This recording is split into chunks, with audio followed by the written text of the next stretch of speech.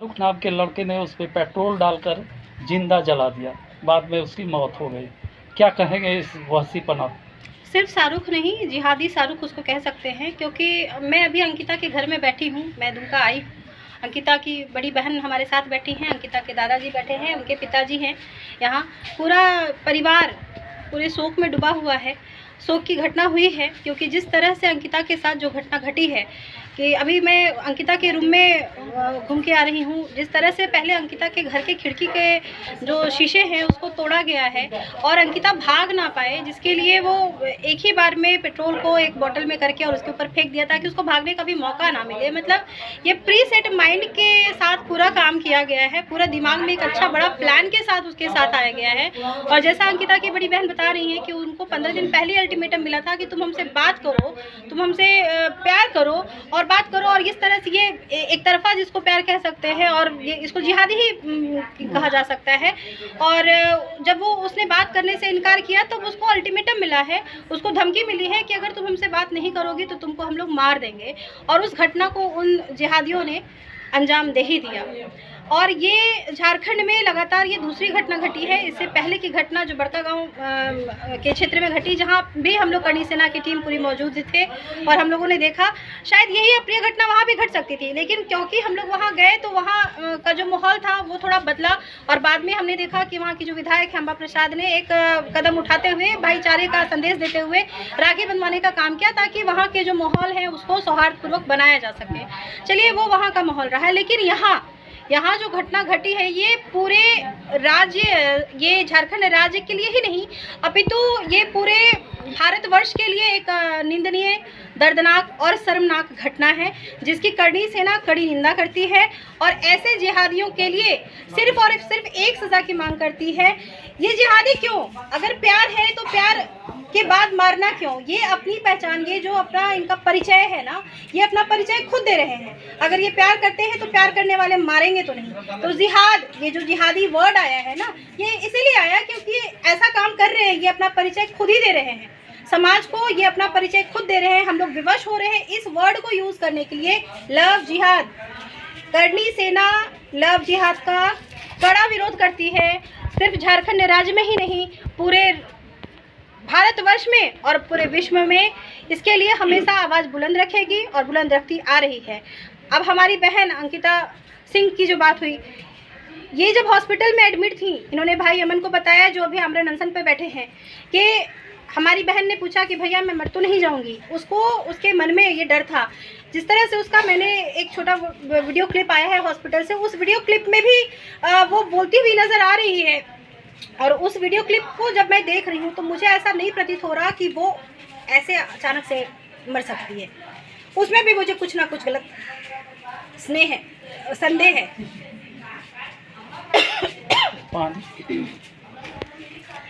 इतनी अप्रिय घटना है, मैं इतना शोक में हूँ।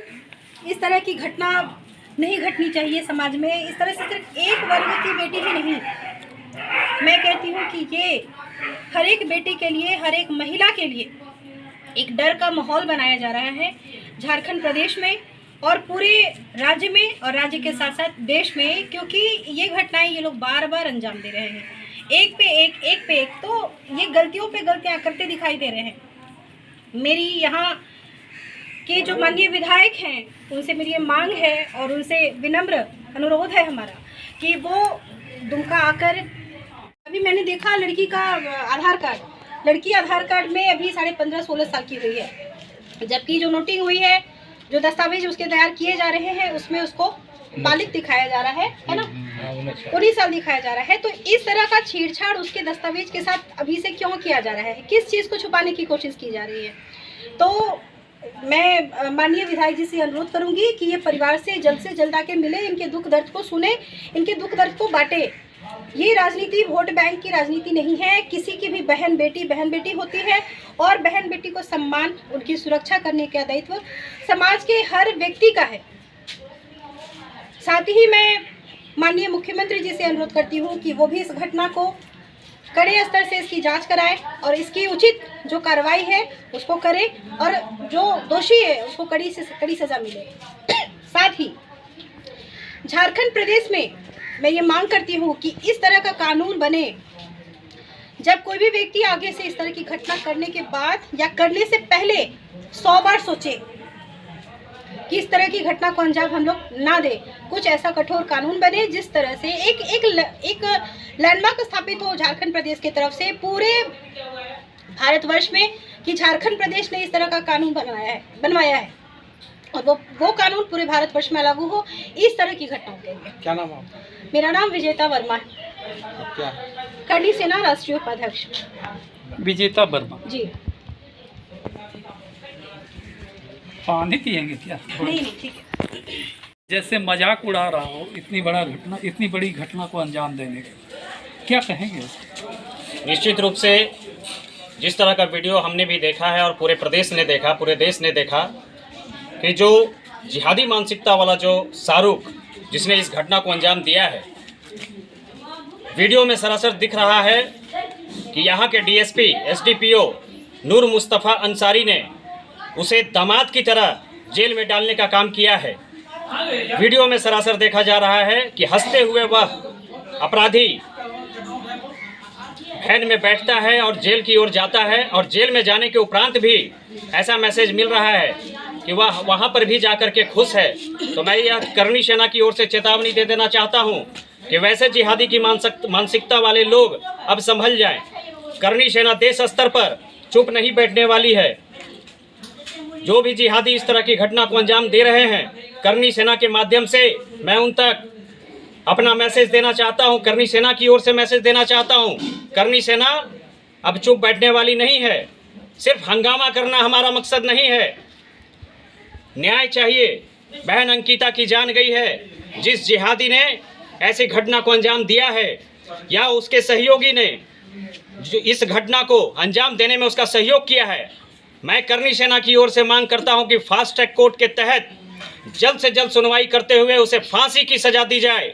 और जब तक फास्ट ट्रैक कोर्ट नहीं बैठाई जाती है, जब तक उसे सजा नहीं दी जाती है, करनी सेना देश स्तर पर आंदोलन कार्य शुरू कर चुकी है। और जब तक न्याय नहीं मिल जाता है, करनी सेना संपूर्ण देश में आग लगाने का काम करेगी। मैं मांग करता हूं, बहन अंकिता जिसकी हत्या हुई है, उसके परिवार वालों को सुरक्षा देने की मांग करता हूं। बहन अंकिता के परिजनों को मैं मांग करता हूं कि उन्हें 5 करोड़ रुपए की सहयोग राशि दी जाए सरकार की ओर से। जब सरकार को भी छूट मिलेगा तो निश्चित रूप से सरकार को भी लगेगा कि ऐसे जिहादियों को पनपने नहीं देना चाहिए। करनी सेना चुप नहीं बैठने वाली है। आप प्रेस मीडिया बंधुओं से आग्रह करता हूं कि इस न्यूज़ को नेशनल स्तर पर ले जाएं। और आज एक हिंदू बहन आई इस घटना की आज शिकार हुई है। कल की तिथि में फिर कोई हिंदू बहन इस तरह की घटना को किसी के साथ अंजाम न हो, इसलिए आप लोगों से भी मैं सहयोग की विनती करता हूं। करनी सेना चुप नहीं बैठने वाली है। उन जिहादियों को पुनः चेतावनी दे रही है, अब वह सुधर जाए, अन्यथा आर पार की लड़ाई लड़ेगी। अच्छा, एक बात बताइए कि पुलिस के जांच को लेकर सवाल उठाया जा रहा है। निश्चित रूप से जैसा सुनने को मिला दुमका की घटना को लेकर के, पुलिस प्रशासन यहाँ डराने धमकाने की कोशिश कर रही है, चाहे वह पीड़ित परिवार हो या जो भी वैसे हिंदुत्व संगठन से जुड़े हमारे भाई लोग हैं, उन लोगों को डराने धमकाने का साहस किया जा रहा है। मैं पुलिस प्रशासन से मांग करता हूं कि ऐसे जिहादियों को पनपने न दें, ऐसे जिहादियों का सहयोग न करें। देश में अमन चैन की स्थिति कायम रहे, ऐसी स्थिति यहाँ दुमका में लाई जाए जिससे शांति वातावरण बना रहे। प्रशासन से मैं मांग करता हूँ, हमारी हिंदू बहन की हत्या हुई है, निश्चित रूप से उसे न्याय मिलना चाहिए। प्रशासन इस ओर कदम उठाए कि बहन अंकिता को न्याय मिले। अगर प्रशासन हमारे विरोध में कार्य करती है तो निश्चित रूप से मैं करनी सेना की ओर से यह उन्हें बतलाना चाहता हूं कि करनी सेना चुप नहीं बैठेगी। देश स्तर पर आंदोलन हो रहा है और आगे भी आंदोलन करेगी। और करनी सेना की ओर से मैं यह भी मांग करता हूं कि यहाँ के जो एसडीपीओ हैं नूर मुस्तफ़ा अंसारी, उनको तत्काल प्रभाव से यहाँ से ट्रांसफ़र किया जाए। इस कांड में उन्हें जांच में बिल्कुल नहीं लगाया जाए। उस थाने में, नगर थाने में जो आपके मुश्ताक आलम एसआई हैं, उन्हें भी यहाँ तत्काल प्रभाव से। कानून व्यवस्था तो पूरी लचर है और सबसे ज़्यादा यहाँ झारखंड की जो सरकार है, सबसे घटिया सरकार इसको आज तक का अगर कहा जाए पूरे भारत का, तो इसमें कोई दिक्कत नहीं है। क्यों ऐसा आप मानते हैं? ऐसा इसलिए हम मानते हैं क्योंकि जो जिहादी नदीम था, आज से कुछ दिन पहले आपका रांची में उपद्रव हुआ था, उसको आप एयर एम्बुलेंस करके आप उसको बेहतर इलाज के लिए बाहर भेजते हैं। लेकिन अंकिता एक हिंदू की बेटी थी, यही इसका कसूर था। क्या उसको बेहतर इलाज के लिए वो हकदार नहीं थी? क्या हिंदू समाज की बेटी को ये हक नहीं था? एक अलग समुदाय का लड़का उसको घर घुस के जला देता है और उसके बाद बेहतर इलाज के लिए वो बेचारी तड़प तड़प कर मर जाती है, और झारखंड सरकार सीटी बजा बजा के आपका पिकनिक मना रहे हैं। तो क्या ये सरकार, क्या कहेंगे इस सरकार को आप? ये हमारे ये दुमका का जो अभी ये कह सकते हैं कि एक बहुत बड़ा विडम्बना है, यहाँ का जो एमएलए है, यहाँ का जितना भी झारखंड सरकार का मंत्री है, आज तक जब वो जीवित थी तब और जब उसकी मृत्यु हो गई, एक दिन भी उसके परिजन से ना मिलने आए, ना ढाढ़स बंधाए, ना ही अभी तक कोई भी मुआवजा का ऐलान किया गया है और ना ही किसी तरह की फैसिलिटी दी गई है। अभी भी अंकिता का पूरा परिवार खौफ में है।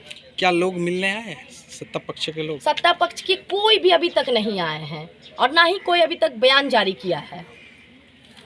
बन्ना गुप्ता स्टेटमेंट दिया है। अभी मरने के बाद जो है कोई स्टेटमेंट अगर दे भी रहा है तो उससे क्या हो जाता है? जब चिड़िया चुग गई खेत। सबसे पहले तो हम यही कहना चाहेंगे कि झारखंड सरकार को एकदम कायदे से एकदम इस्तीफा दे देना चाहिए। क्या नाम है आपका? प्रिया दत्ता सिंह, भाजपा नेत्री। और इस तरह की मतलब मुझे तो लगता है कि पूरे झारखंड प्रदेश में इस तरह की पहली घटना है। इस तरह की घटना दोबारा ना हो, इसके लिए सरकार को और कानून को भी कड़ा से कड़ा रुख अपनाना चाहिए। क्या नाम है? मंटू ओझा। कड़ी से कड़ी कानूनी कार्रवाई की जाए और जिन्होंने ये काम किया है उनको फांसी से कम होनी भी नहीं चाहिए और झारखंड सरकार इसमें कड़ी से कड़ी कार्रवाई करे, यही हम सब चाहेंगे। क्या नाम है? ऋषभ सिंह। आप क्यों? दोषी है, किसी का घर में घुस के ज़बरदस्ती किसी के साथ रेप बलात्कार और कोई लड़की के साथ छड़काने किया जाता है। बार बार 2-3 दिन पहले भी वो धमकी दी हुई थी, 4-10 दिन पहले वो खिड़की उड़की ठकठकाया था। लेकिन अभी तो आरोपी का जो छोटा भाई है उसका परिवार ही तो गायब हो गया। तो परिवार को भी यार गाँव से जो मोहल्ला से जाए उसका घर से सब खाली किया जाए, उसका घर से सबको भगाया जाए। क्या नाम? विपिन कुमार यादव।